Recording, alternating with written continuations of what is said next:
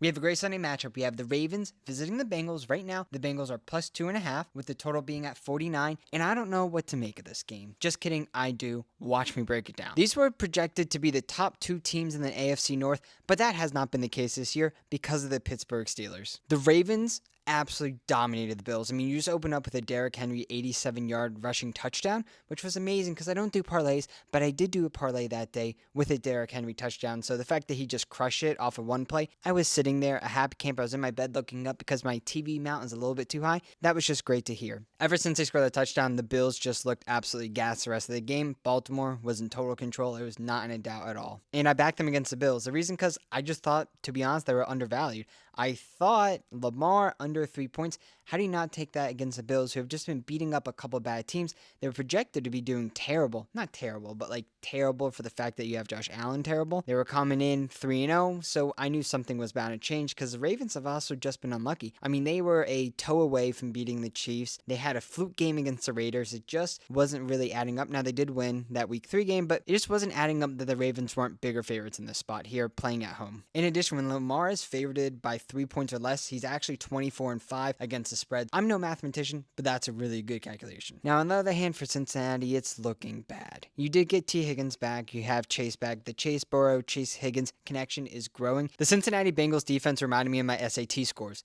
Bad. And that's against the Panthers. And also trying to get into Westchester University. Both bad.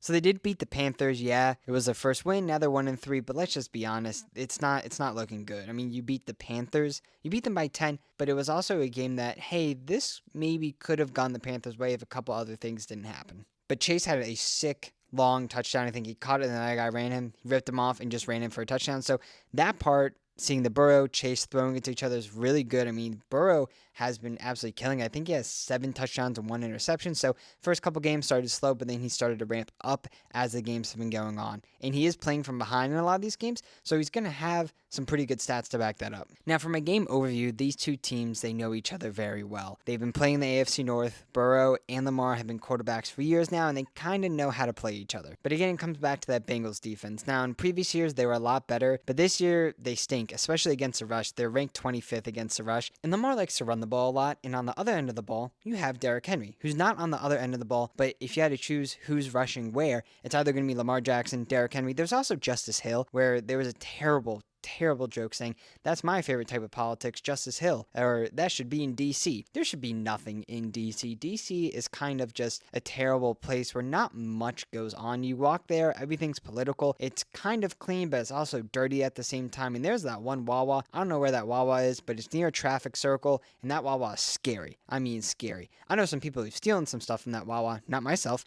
I paid, and then I know some people just walked out with an entire pizza, and I'm like, oh wow, that's late night Wawa robbery, which I would never do that to Wawa because I respect Wawa because it's a great place for great people. Anyway, I don't think the Bengals are going to be able to defend the rush attack from the Baltimore Ravens. Not only are they just some big names, Lamar Jackson, Derrick Henry, they're also number 1 in the rush. So it's not like, oh, we know these people and they're rushing the ball. No. Statistically, they are number 1 in the NFL at this. Now, on the other end of the ball, you do have the connection going with Joe Burrow and Jamar Chase. They're getting more familiar with each other. The season's going on, and Jamar Chase needs to have a good season this season because of money. My gut reaction in this game so far is the Bengals are good enough offensively to win the game, but defensively, I don't think so.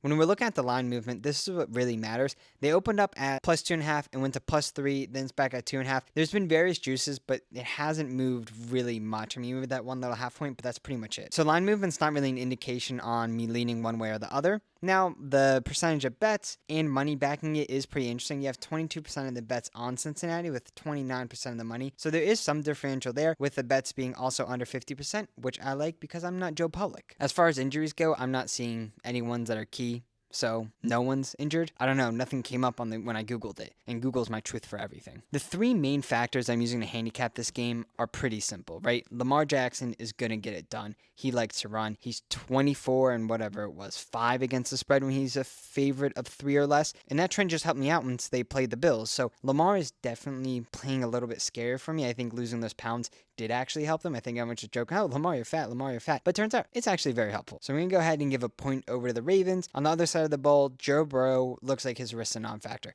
There was that video going on with the water bottle. Everyone's like, oh my God, like, look at his wrists in the water bottle. It doesn't matter.